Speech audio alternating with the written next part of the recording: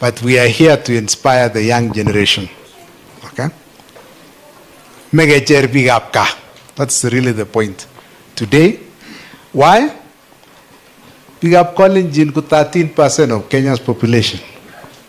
13. We are number 3. The first one is 17, then 14, then us. We shouldn't be even going to even have a share of 13% economically. We should be having higher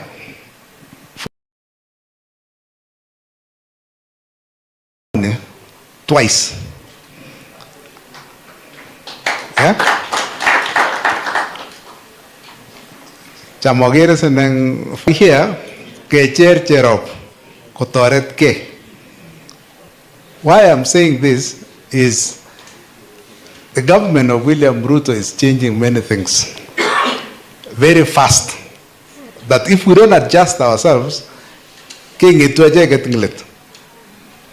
me just give you a few examples. Let's begin with the legislative agenda. There have been many things which have been changed rapidly. Privatizations have already begun. The Privatization Act was changed. Kenya Pipeline is now gone. There are a few others coming. How many of you bought Kenya Pipeline shares? Probably, I get a head of public service, win 5% which. Why? Because the alternative was maize.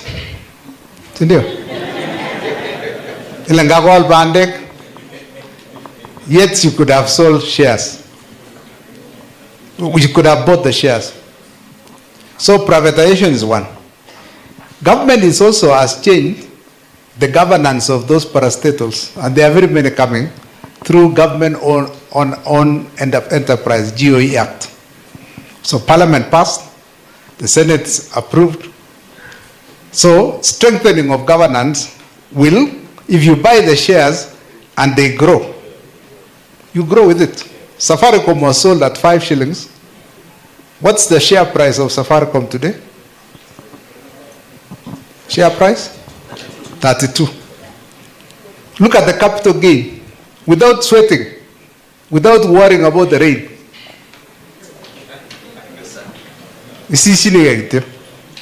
So the government is changing very quickly. Look at, for example, in energy. Government wants 10,000 megawatts of energy. And it will be achieved probably in the next 5 years. That energy will be used for what? Number one will be data centers. You will see Naivasha changing into data center world for cloud computing and AI. Now, are we ready for that? There's a refinery coming in Lamu. The biggest, the one for Dangote will be in Lamu will be bigger than the one he has in Nigeria. Are we ready? Pick up car. We are not ready. So, the whole purpose of the theme of today is, as the world is changing, the country is changing very fast, are we also adjusting ourselves and de-risking ourselves? That's the point. 60 years. I think it's only Kile, the one that I can see evidence that there was change.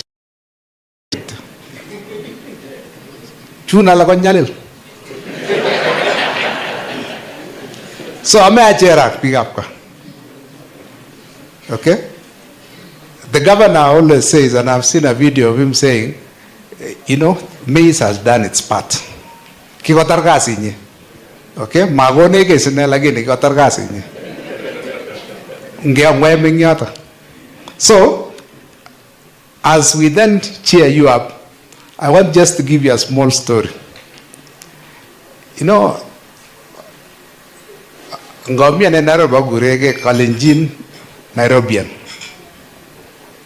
Ngelengweji ta America igure ne African American. So Ngomi Nairobi gure no Kalenjin Nairobian. As a Kalenjin Nairobian, 13% of Kenya's population 19 members of parliament in Nairobi, 17 constituency elected, 1 woman representative, and the senator. I go to the lower level, MCA, members of the county assembly. There are 85 elected. Not one. It's safe. So you are not adding value. How come other people gonna be good at Nairobi are more normal? Now, the city of Nairobi is the economic hub. So, kanget bigap college korwai from the economic hub. So, number one, that's the number one diversification. So, you're a foothold, a voice in Nairobi, the capital city of the country, the seat of government, and also the economic hub of East Africa. We can't be in political power and run away from the seat of economic power. Number one, diversification. Number two, let's look at agriculture, what we do here. Kalenjin nation, Kongete Kipsigis, Ai Pokot, Ai Tugen, God has given us the best. What we sit on, because I have traveled all over the world, there is nothing like it. Killing inyo, did you mean that you kunyo ni buch? Kokwang yo lo anola. Kulangebe lagi mi, the land of Abraham. So they went back to Palestine. God gave us the best land, but we are not as rich as our land as given by God, because we are not de-risking ourselves by diversifying enough. So we have agreed, maize and wheat have done their bit. Okay? Now, there have been many proposals. Coffee is one. I'm happy with the coffee journey. But we want to accelerate the coffee journey. There is macadamia. There is avocado. What I'm encouraged is we are moving from food crop to cash crop. That is the biggest encouragement for me. Is today, I want to add two things as part of diversification, and I will be the champion for one. One is horticulture. Europe and the developed world are desperate for organic food. Organic food. Because they are tired of tinned food, preservatives and the rest. Now since God gave us the best land, can we then take advantage of agriculture or horticulture? Fresh vegetables. I know of a friend of mine who has a huge farm in Naivasha, and he only does, he's an Italian, and he only does horticulture. And he exports to Europe. What we just need to teach our people is how the value chain works. We connect you with the markets, and you have the discipline to make it happen. So that is one. The second one, and the one I'll champion next year, is potatoes. Viazi. You can do one crop of maize in a year, but you can do 4 crops of viazi in a year. So I will champion, I will come and sit with the governor and your agriculture team, and we want to champion. Kimi viazi in the 60s and the 70s, but kinyo go parage pandiandane. And that will also help us in transforming the way we do agriculture. Kajam ngaleja kamgakili new must be technology driven in agriculture. The way we do it must be attractive to young people, and we do it well. So therefore, We need and county government to build more dams, drill more boreholes, have irrigation equipment, and greenhouses. All those technologies must be inbuilt, not only to increase productivity, but also to attract young people. Kipngetich. Otherwise, if we do it traditionally, of course, we'll fail. Number 3 is tourism. We will sit with June. I was in that sector. Tourism, by extension, in any part of the world, is labor intensive. It absorbs people, and you are just managing a visitor. And there is a country that really did it well, and we have to learn from it, and it's Morocco. Morocco came and did a presentation to us as Kenya in 2011, how they grew their tourism from 1 million to 10 million in 10 years. Right now, they beat Egypt, they have beaten South Africa, and they are number 1 in Africa, attracting 15 million tourists. Morocco doesn't have wildlife like we do. It doesn't have amazing climate like we do. It has mountains. The Atlas Mountains is in Morocco. All they just excited Europeans is with their culture. And they attracted, as we speak now, 2026, they are on course to do 17 million tourists. Now, there's a formula in tourism called 1 to 10. For every 10 visitors, it doesn't matter, even local or foreign, 1 permanent job is created. Our PS tourism is here. We'll sit together. How we are going to attract visitors to our county here and generally Kenya. If we do that, tourism is the easiest thing. Managing a visitor is the easiest. And that's what drives agriculture. Agriculture is driven by the visitor coming and they have to eat. As we speak, Kenya has attracted 2.7 million tourists. That's too low for a country like Kenya. Too low. We should be doing 2025 in the next 10 years. It is possible. And if those visitors pass by here, what product?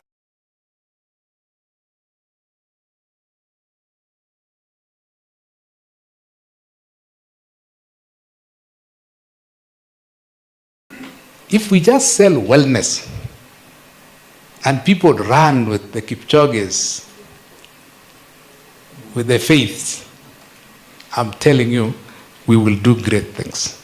So, we need to repackage the tourism product in our counties, especially Jabaga. And we need to sit with them, PS and Sketcher, each other, how we are going to transform tourism. And it begins with just products. And once the products are there, the visitors will come, automatic. Okay. Number 4 is ICT. I hope Kogas Kaleja Kamoy Magdalene. Kogas? Magdalene started a very small idea of an ICT hub. Now, ICT hub will translate into a lab. The next stage for Magdalene is to become a lab. And from a lab into products. So she's evolving into a Silicon Valley. Can you clap for her? She's evolving. Now we need to prepare ourselves and her so that Eldoret becomes a Silicon Valley.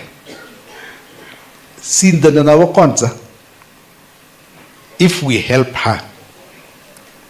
Now, what she lacks along the way is capital. But our capital, where does our capital go? In our capital? Bandiatke? Every year again to pay. I will learn over a mate. He said no.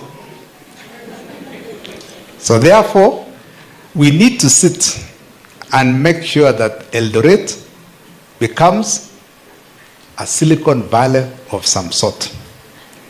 And it works when you link it to a university.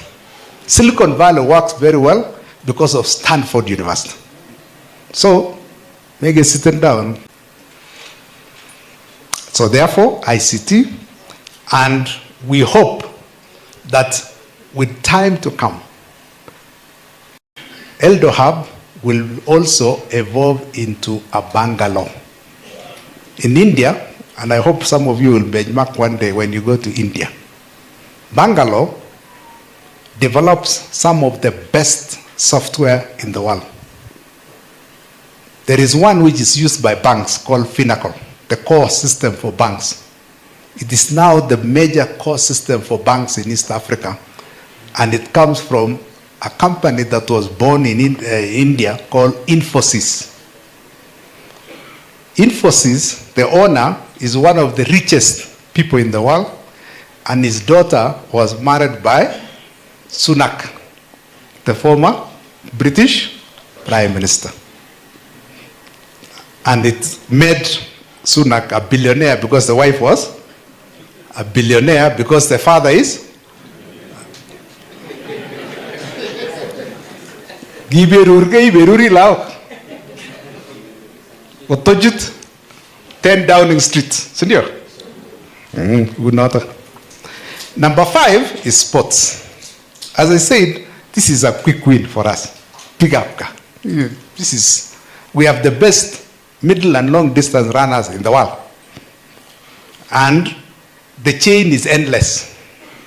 Since the 60s, every time some retire, new ones come. We have an endless chain. But we don't have the money. So we need to sit down and say, how do we make sure, one, we host. We hope we build a stadium hopes on hosting a Diamond League. How can the city, the correctly producing athletes, not have at least one event? Yeah? So, Governor, Jogger Stadium, let's make sure it's done well to the level accepted. So next year we can even bid for one Diamond League. Okay? I got Kipngetich Classic, which is done in Nairobi. It should be done here, surely. Yeah? And then, number 6 is financial services. Now, to do all these things requires money. All these things, we need to mobilize money. A few years ago, I talked about Eldoret Stock Exchange.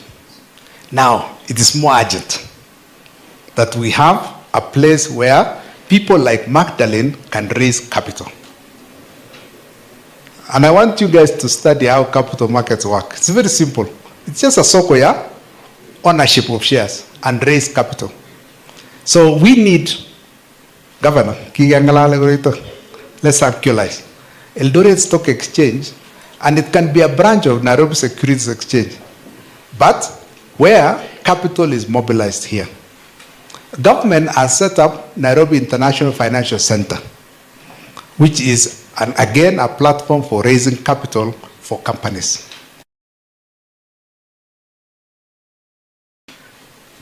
Grow companies, they will require capital. That capital need not be debt, because banks give you debt. We need equity. That is the one that drives. So that even when private equity firms, as we grow companies, they have a platform where you exchange the shares. A normal platform. So therefore, we need financial services. But also,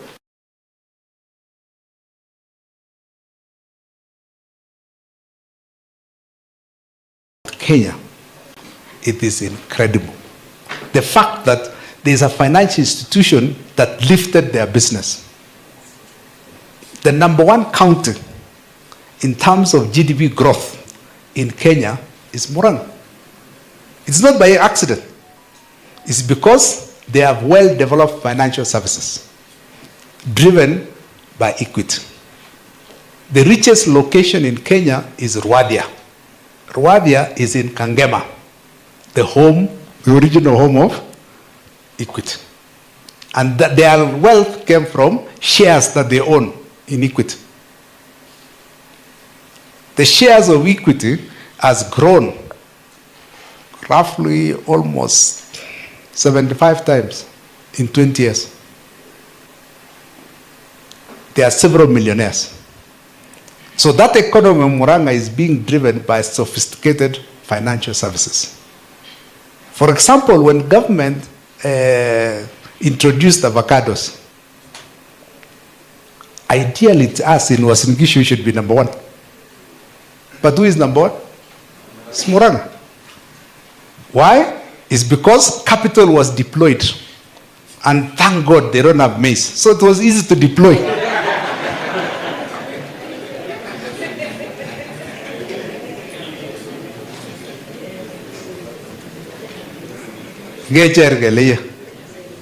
So, financial services, so we need to own a bank. We are calling you, we need to own a bank. We need to own an insurance company. We need to have companies who are brokers, brokerage in capital markets, in our stock exchange, which we are going to open, so that then people then are introduced to functional financial system, which enables business to grow. Business grow because of credit and equity. That's how business grow. But we don't have the requisite financial systems to support. Finally, number 7 is we need to export. You know, we cannot just produce for ourselves. And we need to start developing an export culture. Export culture. Now, when we have surplus, we can now sell. Now, the value chains to export are different from domestic consumption. So therefore, we need now, the CEC in charge of agriculture, the CECs in charge of trade, start building the value chains for people to export to Uganda, to DRC. When all these highways and railways begin, people will start moving. So we need KHRB to export. Because when we export, we earn foreign exchange and we expand our income. And that's how we grow to be richer, well diversified, and resilient. How would you do it? Will we have action? Kalapasta Ngenyidab Succeed is a new beginning. So, Kigecham Gang Powerhouse, we have cheered each other. Now, from year 8, it is action. So, I'm here to wish you well and Kotarata Kyoba. Thank you very much.